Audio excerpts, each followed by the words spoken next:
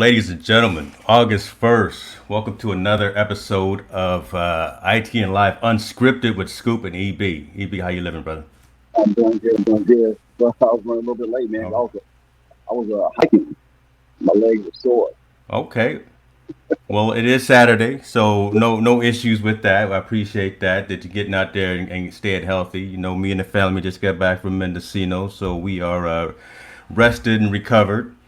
Um, Today's show, man, this came out of you, right? You had some conversations, and we had some conversations a couple of weeks ago about the importance of PPE, personal protective equipment. You know, and the fact that you military veteran and have seen what it's really like. You know, the importance of wearing protective gear when you're in interesting situations that, you know, some are classified, some are not classified. We can talk about some things, we can talk about some other things, but you thought it'd be a good idea to get us together and find some like-minded folks who've kind of been in the same situation that you've been in, and talk about, like, from a military aspect, right? Understanding that why it's important to be protected, why it's important to wear these masks, and to be cognizant of the issues that are facing us, and tying that back to COVID, right? Uh, you got a little feedback coming on your microphone, but still, tell us a little bit about what you think about again the topic, and then I'll bring everybody online that we got sitting in behind the scenes. You know what? Actually, COVID did spark up, a big, not issue, but just something to think about because honestly, we really, we're never cognizant about, things that can happen or things that you can spread, during the pandemic, right? So we're in a pandemic, right? So, in the military, we were in like situations or environments where PPE, protective gear, was necessary, but I don't think we took it as serious. Does that make sense? Yeah, that makes sense. So, let's not delay, man. I've got we've got a very cool panel sitting behind the scenes, and let me slowly bring everybody online. Um, Ladies and gentlemen, this panel right here is no joke. This panel that we've got right here is some men who have seen the good, the bad, and the ugly, right? Who was that? Was that Clint Eastwood? Was that who that was that said that? But let's do some introductions first. You know who I am. You know who Eric is. Let me start with the senior first. Let me be respectful and start with that young man at the bottom right. So, Mr. James Hicks, if you can give us your name and your location.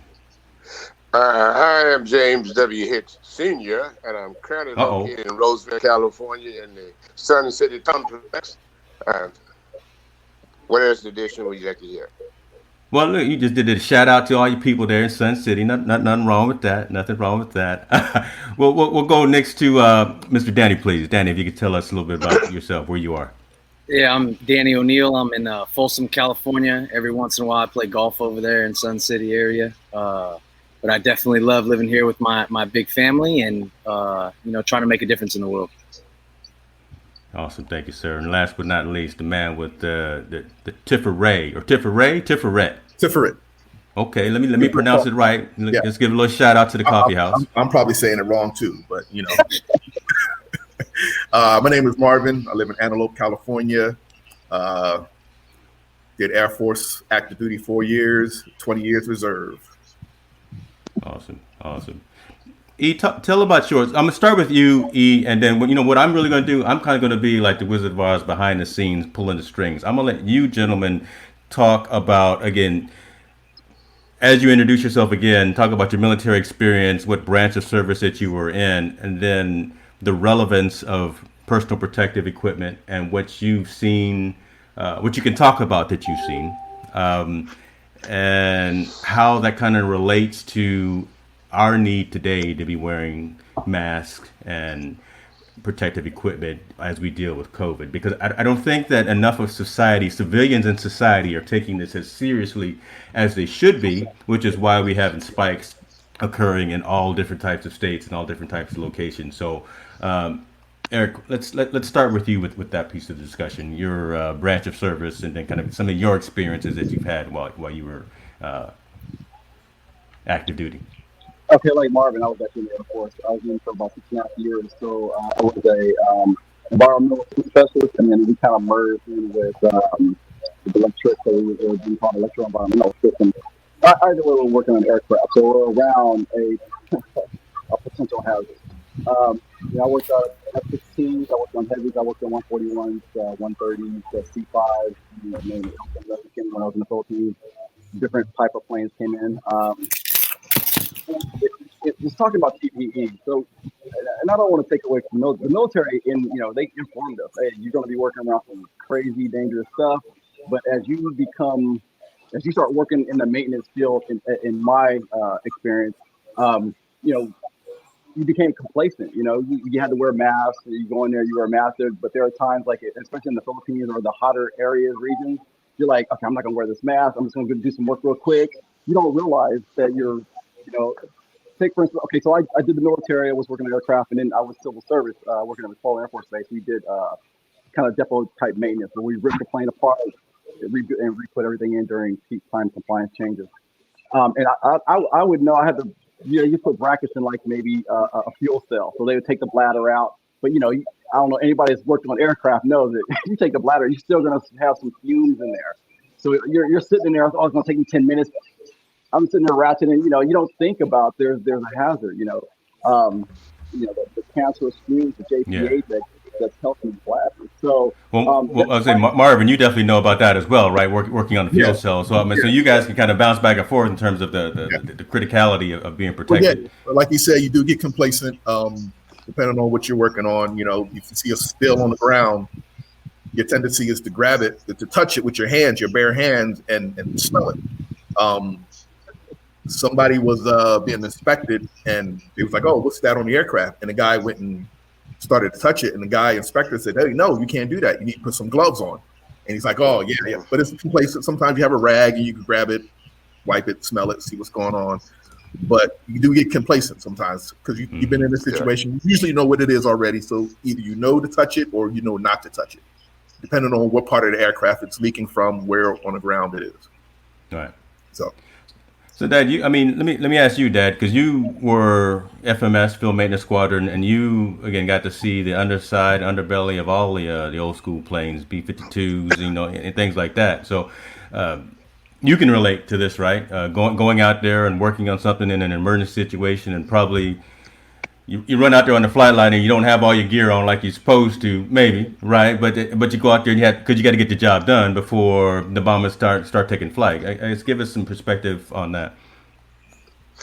I'll be happy to. One of the things I want to address that I think is important is the term we use now, PPE. Well, when I was back in the military, I didn't know about PPE. We knew about gloves, goggles, aprons, and things of that nature, and earphones, But right now, the common name PPE, what's it called, personal protective equipment, you just don't realize how important that is until you become a victim of not using PPEs. Myself, like my son was saying, one of the things I worked in, I'll give you one aspect of what I did in the Air Force. I worked in a hydraulic shop. That's pneumatics and hydraulics. And that means I worked on any airplane, got landing gears, flight controls, steering, and so forth. I worked on the variety of aircraft in the Air Force. And one of the things we had to do, some aircraft had what was known as engine-driven pumps on their engines. And when you repair, replace, or install one of those items, you have to test it out. In order to test it out, you have to run the engine on the aircraft. And when you run the engine on the aircraft, you encounter an extremely loud noise. Yeah. You encounter that noise for several years, you find out your hearing will be affected one way or the other. And I personally was real cognizant, always wearing ear protection. And I can still remember the day in 1973 when I was in Germany when they detected that my right hearing in my right ear was going out. And I said, KB, because I'm always wearing hearing protectors. Then back in 1976, I came to Castle Air Force Base, and the flight surgeon pulled me off the flight line. I used to fly on these aircraft also. That was another thing. The flight surgeon pulled me off the flight line and told me that my hearing has got to the point where it's got to take me out of hazardous noise areas. Hazardous noise areas. The protector we use was the hearing aid.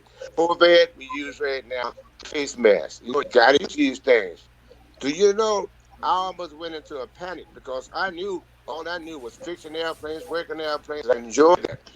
And when the flight surgeon told me that if you continue to lose any more, it's going to affect the manner in which you speak. And I was being humorous. I said, whoa, whoa, whoa, whoa, whoa, what? He explained to me the importance of wearing this PPE. What I need to explain to any and everybody to hope they'll take heed to it, you got to wear this stuff. You got to use this stuff because, you know, when you don't use it and then you become a victimized of not using it, it can be devastating.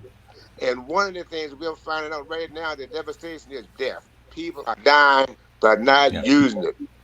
James, let me say one more thing.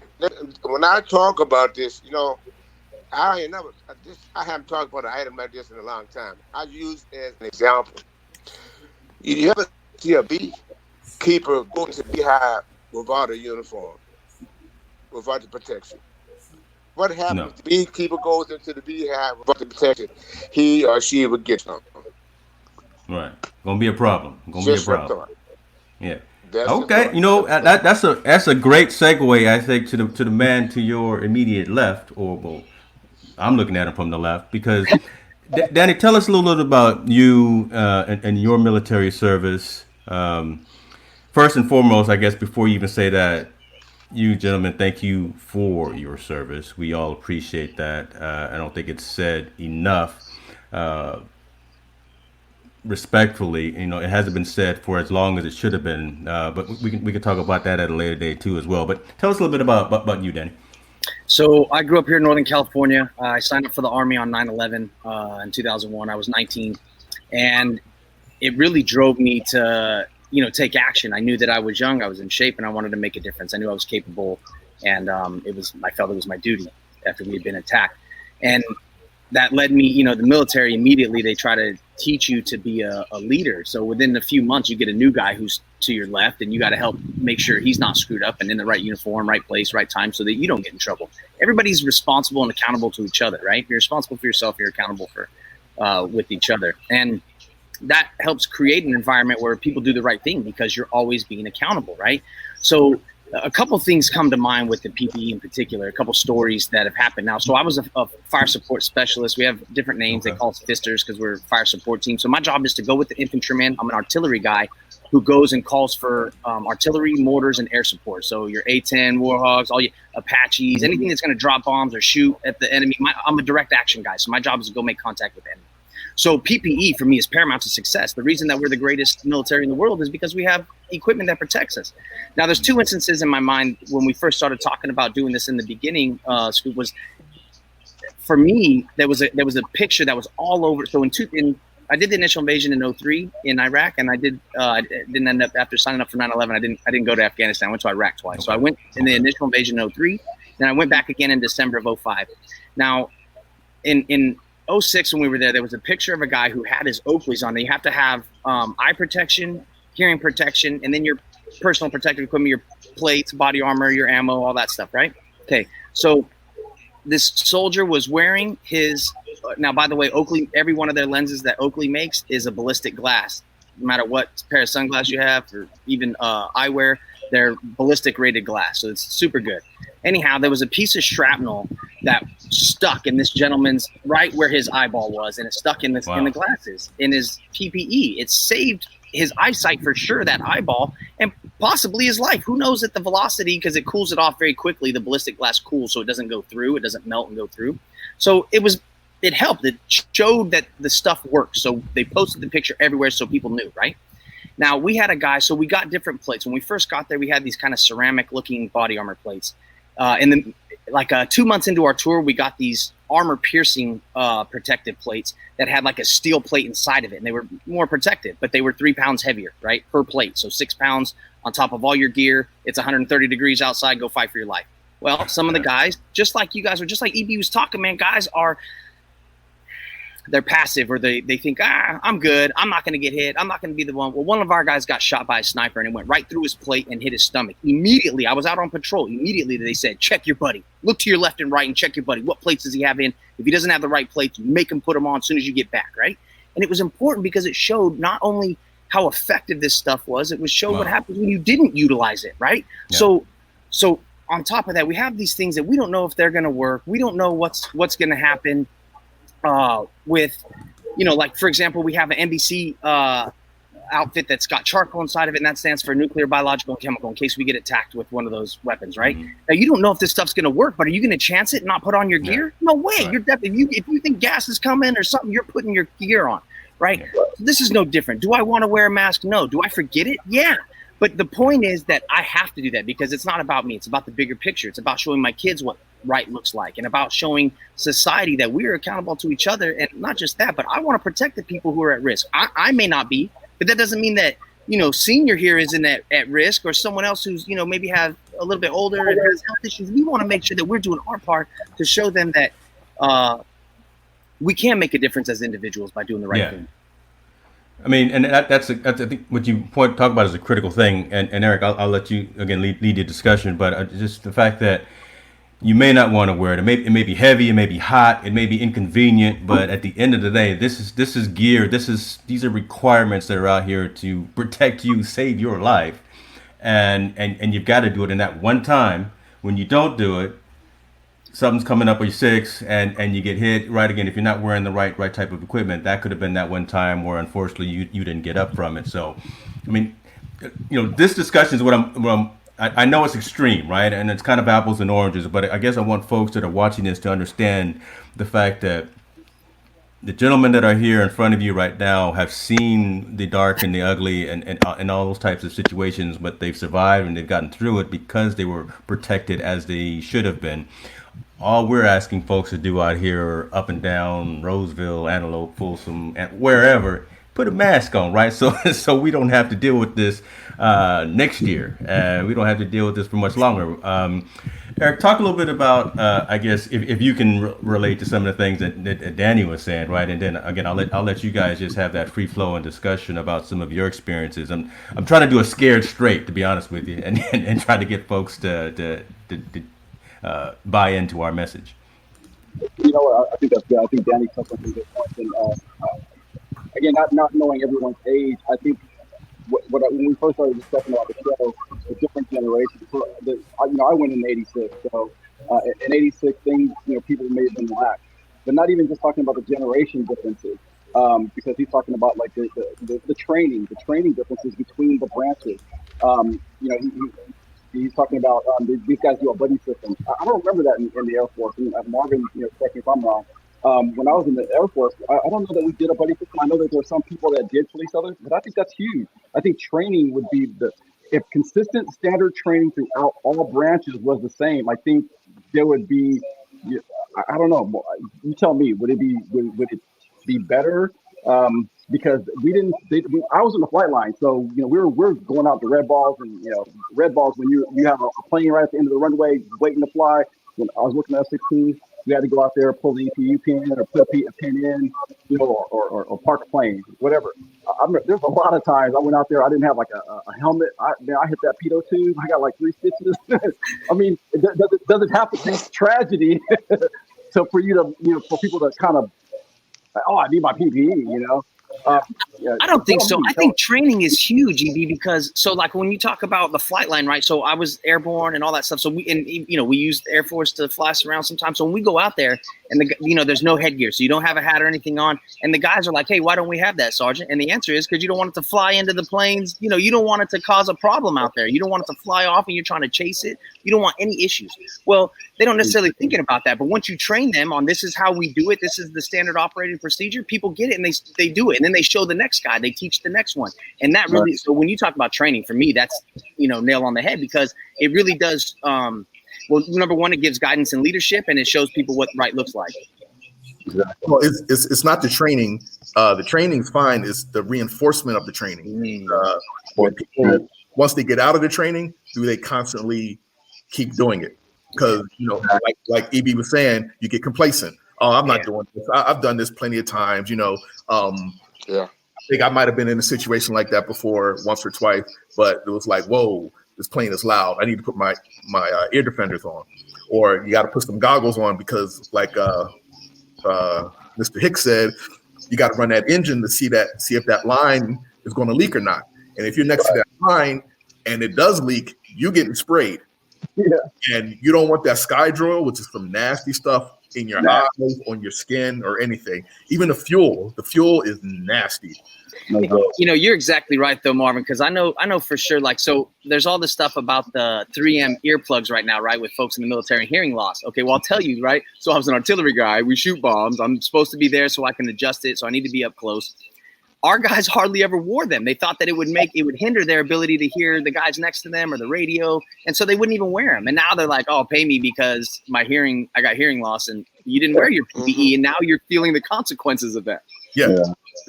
Because they got complacent. You know, well, I need to say something regarding that because I need to take you back to Vietnam because there's some places and sometimes when you did not want to have anything in your ears because you didn't want anybody sneaking up on you.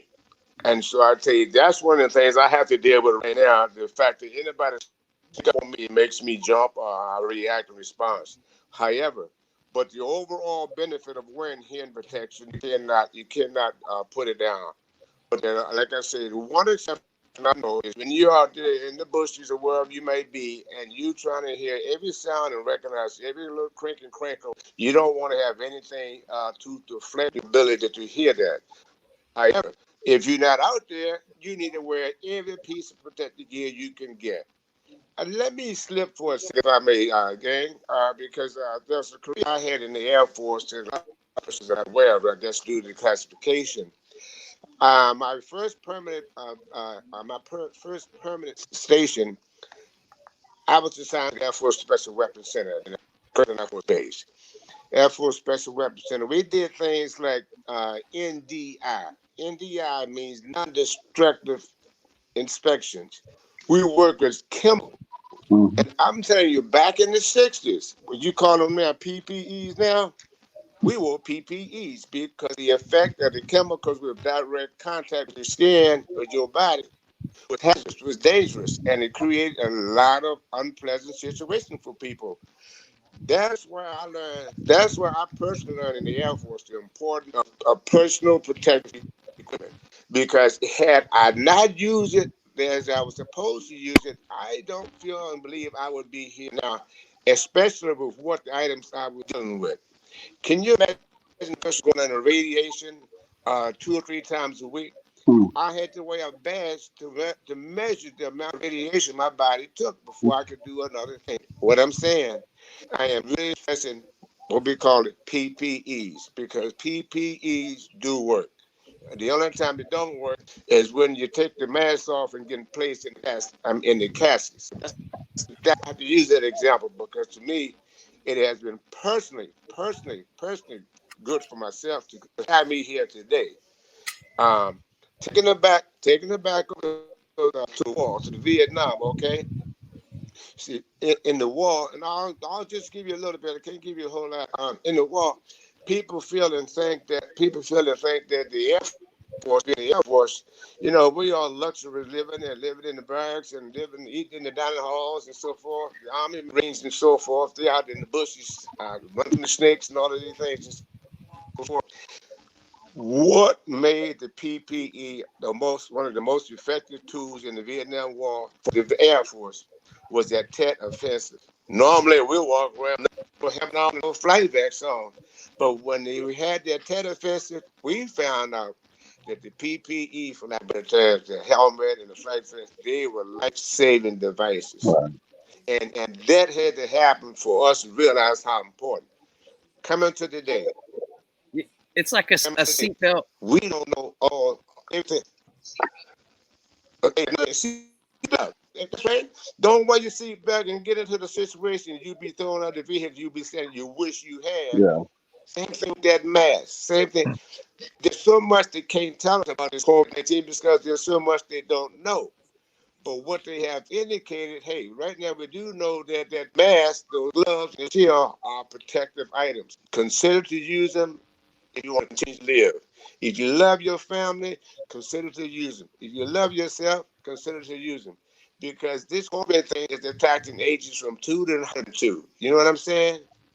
And some of us are here because we chose to use the methods of the PPE. I can't get over this word PPE. That's powerful. That's the politically correct. That's the new word today, Daddy. That's the new word. But you doing like old pastor used to say. Make it plain for sure. You making it plain, Daddy. You had something, and Marvin. I know you had some gear with you. I think you had some masks or something. Or what do you got? You got some books? What you got? Well, I got Oh shoot! Look at this. Hangers manual. Oh, You don't throw stuff away. he pulled out some documentation. What you got, Danny? Oh, he came with show and tell. But yeah, I just got the mask that I wear at work. Got to rep my Eagles. No, see, I'm gonna take you off camera. Hold on. That's I don't. I'm sorry. I don't know who this is, Danny. I'm sorry. Stuff I wear at work. Yeah. But with this manual that I have, had to dig in the crates for this. As soon as you told me about it, I was like, and actually reading the first paragraph on this, it says, the world is changing fast, new threats, new technologies, and new tools are changing the way we prepare for conflict. The 21st century Air Force must be ready for the challenges. This manual will help you get there.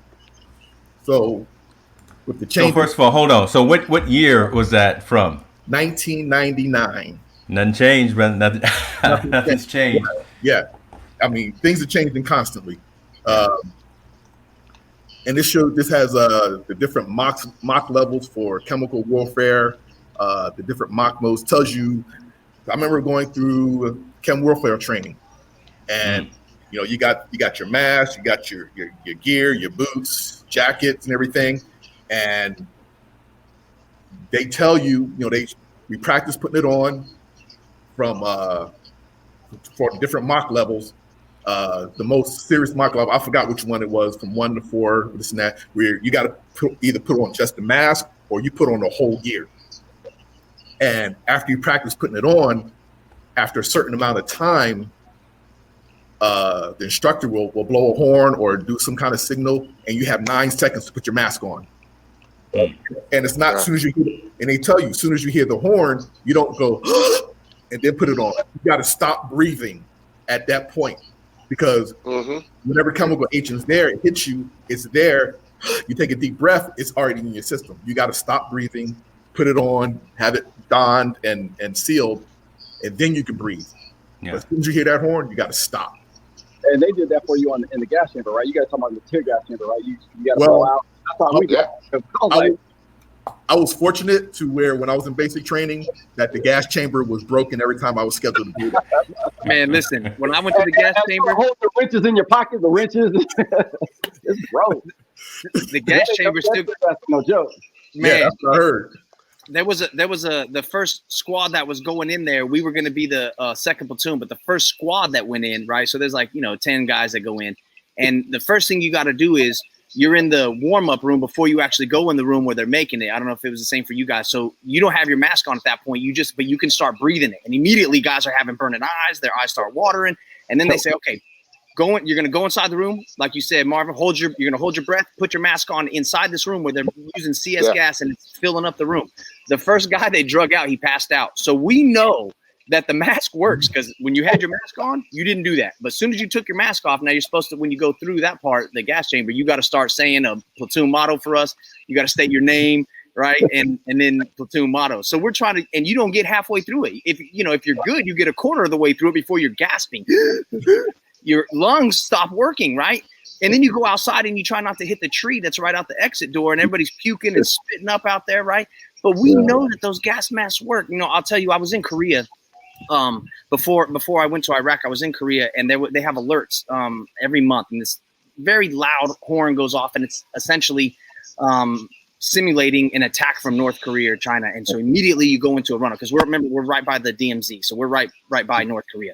So you have all your gear ready to go to war, your go to war bag, and so we usually go to MOP 1 immediately, where you get on your military overprotective posture or whatever, right? So you have this suit that's filled with charcoal. When I first got to Korea, you're supposed to wash it and get all that charcoal out. Well, I didn't. Mine was brand new in the package. I decided to drink that night because that's what they said. Go out drinking with the new guys. So I'm drinking, and at 4:30 in the morning, this alert goes off, and I come out of my room and I'm scared. I have no idea what's going on, right? And they're like, oh, no, we're going to go into a field problem. We're going straight to the field. I'm like, I've been here for one day. And they're like, you got your stuff? Put on your mop. And I immediately, when he said, put on your mop suit and go get your weapon, I knew that my mop suit was brand new in the package. And I had charcoal in my ears and my eye for like a week and a half, right? It took forever to get it out. But that stuff works. And if we know that it works, it saved lives, then why not do it? What's the point of not wearing it? And I think that's the issue. That's why. Let me give you another example. I was going to give you another example. I listened to what you were saying, and it reminded me of something that happened with my son when he was born. Because we were stationed in Michigan, and in Michigan, up there where we were, you're talking about 0 temperatures, and out on the front line, can you imagine? Air Force, I got to give it to the military. The military was way ahead in the civilian, and I don't mean to be putting anybody down, but they were really ahead because they issued us what's known as bunny boots. Mm-hmm. Protective gear to go to that flight line to work on those aircraft. Can you imagine being out there in that environment and not having that protection gear? Arms, legs, everything be falling off, breaking off because it's cold. So what I'm saying, once again, this validates the fact how important this protective, personal protective equipment is. I can look at the PPE here. It validates once again. We have to stress how important it is because way back when, if some of us did not wear that, we would not be here today to discuss this. Yeah, that's a good point. I think that's huge. One of the big issues. The reason why we brought up this whole PPE issue to begin with was because of the fact that these guys out here is COVID, right? There's COVID out there, but we're getting mixed information because we got one group of people telling us, hey, the mask will work. We got another group of people saying the mask won't work. And I'm gonna tell you right now, in my mind, the mask ain't gonna work. If I could blow out a candle with a mask on, then that's not the proper mask on. And they say you can wear like your T-shirt, cut up a handkerchief, and you can blow through those things. So particles are gonna get through those. So there's a mixed message here. It's like how is this gonna save us if it's the particles that are getting through them? And I think for me, it's not the issue of me. It's the issue of me maybe spreading it to somebody else. And I think people have so into their individuality that they don't care about who. They're like, I don't need to wear a mask. I don't need this. I don't need that. And trust me, I don't want to wear a mask. I don't wear a mask when I'm outdoors or in my car. But when I'm around people, I'm going to wear a mask because who knows? I don't want to infect anybody, and I don't want to. How would you feel? And I think that's the question. I think people need to stop thinking about themselves and saying, oh, if you're not worried about it, that's fine. However, I wear a mask because I don't know for sure, and I don't infect anyone else. And that's people like senior about your family. If you love your family, you love your friends, you don't want to expose them to that. That is a very selfish way of thinking, like EB, when people are just considering themselves and not everyone else. I'm healthy. I don't think I'm going to die. Listen, I have anthrax running through my body from my government who said, just in case the enemy poisons us. Turn out just my government poisoned me. So, but like I said, seatbelt, parachute, they only work if you use them. Right? Now, what you said, I think, is huge because I agree. I don't think that cloth masks work. I don't believe it works. However, I'm still going to wear it when I'm around people because I want to do the right thing. And if it does mitigate it, make it a little bit better, then I'm doing something to help. However, I think having the right equipment, that parachute, that seatbelt for the right situation, the right mask, that is the imperative part. If we have the right equipment, then we can really save lives and close this thing down. And then we can get back to some sort of normalcy. Things are going to be different than they were before. I don't have any, for me, there's no question about that. Things will never be the way they were before this, just because I think there's going to be a lot more caution in the world about spreading viruses and that sort of thing. However, I feel like if we, this is a great opportunity for us as a society and as America to show the rest of the world, because obviously we haven't been doing so hot and everyone looks at us as an example. And right now we're not setting the best one because there's a lot of that selfish thinking, EB, just like you said, man. Exactly. Yeah. I have to disagree with you guys about the mask not working. They do work. Because, I had to wear the N95 mask and it has a little flapper on for a few times at work, depending on what I'm doing. And after a while, that moisture builds up if you keep it on for a while. So That's keeping the your spit from going out. And keeping the whatever particles from coming in. For example, if the house is on fire, what do they tell you? Get a wet towel, maybe put it at the bottom of your door, or get a wet towel and put it over your face to keep that smoke from getting in. So it does work to a certain extent, depending on what kind of mask you have. Some of these masks I have are pretty thin, so it's not really helping. But it's just for show. Some of them are pretty. You wearing them because they're pretty. Look, I was down in Mendocino this week, and a dude had a crochet mask, and I told my daughter, I said, Jordan, that's probably not doing much, but he thinks it looks good. So, but I hear what you're saying on that. Look, at the end of the day, wear something, right, to protect yourself and to protect others from you. Keep away from people, Okay, right. Keep your distance. Don't get in people's personal space. I mean, before it was, you got your intimate space, your personal space. Now it's social distancing. Man. So, hey, you keep away from me, bro. I'm a hugger. When I see my people. I know. Can't give it. We're giving everybody the elbow. We're doing the kid and play now. It's all. I probably just dated myself with that one. There's probably some folks watching that don't know what I mean when I say kid and play. But yeah, let's go into a. Oh, go ahead, Deb. I'm gonna tell you something from my perspective. Yeah. One of the most devastating things for me right now is not to be able to hug my granddaughter and my grandson. You know that I got a bump, elbows, teeth, feet. That is really. But you know what? You know what I say? They tell me if I do this thing down later on, I might be able to get those huggers and that I miss right now. So I'm not willing to change. I'm not willing to. I got to master up. Keep collecting those hug credits. I love it. Let them add up. I get to hug Jennifer again. Yeah. Keep bringing food over here. Then you never know. I'm gonna tell you what, really quick. I was just up in Sacramento. My grandson had a motorcycle race. They had tons of people out there. I'm telling you, tons of people. There had to have been a good 100 just drivers riding the bikes at different age groups. And so we're out there. I was with my wife, my wife, and my son.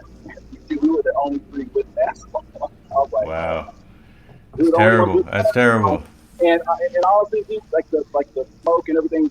So, and the reason why I say the mask don't work is because even though you put a wet cloth on you, that smoke is still getting you. It's still getting you, and the dust and the dirt was still hitting us. I'm telling you, I was like hacking up dirt. My grandson did well. He took fourth place, but that was all right. People were coming up and say, I want, trying to shake my hand. I said, no, you got to get away. And let me tell you what, here's why. Keep educating. That's all right. Educate. Oh, what do you got there? Well, it's a let me recap here. And Danny, you're new to this. Like I said, this whole unscripted show is different than anything else that we do. It's off the cuff, right? We just shoot information out. It can be emotional. It can be one of us going on a rant or whatever the case may be. But the idea is this was a particular rant that I think we needed to have. That's why we kept it on the unscripted moniker. And the message was more than timely and more than relevant and very necessary. And I hope that folks watching take heed to, I don't want to say the war stories, but the reality stories that you guys presented today. And I know there's more, and I think we want to continue to have this discussion as we can, because just like the social conversations that we've been having on the other streams, these are the awkward conversations that I think that need to happen, and there's healing in having these conversations. So don't be surprised if I reach out to you gentlemen again to have an even deeper conversation, particularly about what you're doing in support of our military veterans, helping them make it through each day, helping them understand resources that are available to them, helping them understand that they are not alone. I mean, that's a conversation that needs to happen as well. And I think you guys are the right guys who have been there, done that, and can have that conversation. In closing, you guys got anything you want to say in relation to the topic today? I'll start Again, I'll start with the senior over there right below me. You know, be respectful. Yes, sir. I'll talk to you, Mr. Hicks. What you got, sir, as we close? If you haven't done it, and if you have any grandkids, don't be afraid to let them ask you any questions they may have regarding you, your life, how you grew up, or how you did what you did.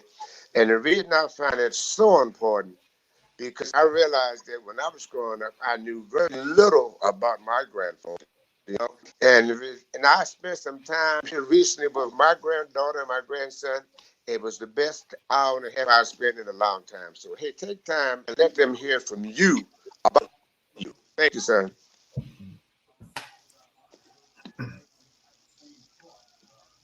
Marvin, what about you, man? Like I say, continue wearing your mask. It does help a little bit depending on what you're wearing, because like I have allergies, and when I first started wearing the mask, I was kind of reluctant also, but then once I put that mask on, I see my allergies dissipated. So, but hey, put your mask on, keep away from people. You know, feel sick, stay your ass at home. There it is. There it is. You know. Put that on T-shirt. Yeah, That's a good little slogan right there. if you feel that, Yeah. I love it. I love it. Yeah. Mr. Burks, what you got, man? Man, wear your mask, wear your mask, wear your mask, wear your mask. It's not for you, for your friends, your family, you know, other people out there. That's all I got to say. You know, again, I may not believe all the hype out there, but I'm gonna wear my mask to save another person's gift aftertaste. So, let's try to do something selfless for someone, you know, not be so. I mean, if you look at all those little videos that they keep showing, they're so concerned about somebody not wearing a mask, and they're right up on them. I'm like, what? If you're scared about the mask, why are you up on them? Wear your mask. Wear your mask. Wear your mask yourself. Mm-hmm. Wear your mask. Wear your mask. Yep. Mr. O'Neill, first of all, before you get started, man, it's a pleasure virtually meeting you, man. You know, we were introduced by a Facebook friend, and she said you need to talk to Danny about this. I said, okay, well let's get him online. You all right, brother? I see that pool you got there too. We're gonna figure out something where we can do a barbecue or something over there at your house. We all coming to your house With our mask. yeah. You know, we we just invited ourselves. So hopefully you know your way around the barbecue. But we want to come and continue to have this conversation and continue. Oh shoot, there he go with the pizza maker. Oh. I'm humbled to even be here, man. I really appreciate you guys having me on, and you know, it's great for, I think, the ability to express yourself and, number one, spread some of those positive vibes and help people navigate some of the stuff it's invaluable. I'll just say two things real quick as a recap. Number one, we're gonna have a chance to reflect on this and look back, and you know, what message do you want to have sent during this time, during this pandemic? What is it that you wanted to express to your community or to the world at large, you know, and how you were behaving and how you taught your kids or whoever else, you know, your neighbors to behave? And did you lead by example? And on another part, just to go with that, is just, we usually don't feel the effects of doing the wrong thing or, you know, not doing the right thing right away. It usually takes a little time to catch up to us. And this is going to be no different. If we don't have the intestinal fortitude to do the right thing, this is going to show up later on. It's not going to just going to be us suffering the consequences. It's going to be the future generations, our kids and our grandkids. Wow. Right. That's a very good way to put it. And that's a good way to close out. So again, gentlemen, thank you for your time. Thank you for your service. Thank you for your willingness to come on and have this conversation, and kind of like the message that I put out there for folks. Look, just wear your mask, man. Come on, just do it. I know you don't want to. We know you don't want to, but you know, we no one wants to. We don't want to be isolated and quarantined in our houses as well. You know, I'm trying to get to the gym sometime before I lose any definition that I had before this quarantine. So we'll get through this together. I think there's still some conversation that needs to happen. Hopefully, you believe the science more than you believe the politics that's out there, because that's really where the message is. So follow that. Ladies and gentlemen, thank you again for joining us for Unscripted. It's been another great show. Evie, what you think? It was all right? It was Thank you, nice. James. All right, all right. Y'all don't leave. You know, we like to talk afterwards. And if you Wear your were, mask. Support your local businesses. oh, see, there you go with the California. There you go. If I didn't say this, these ladies will whoop my ass. That's true. And just plugging things on our airtime. You know, I'm gonna start charging next time you come on screen. I'm gonna start charging you. I'll see you there Friday. Noon. Yes, you will at noon. All right, y'all. Appreciate y'all. Y'all hang on for a little bit after we go offline because I want to chat to you. But everyone, thank you very much for joining another episode of ITNLive Unscripted with Scoop and EB.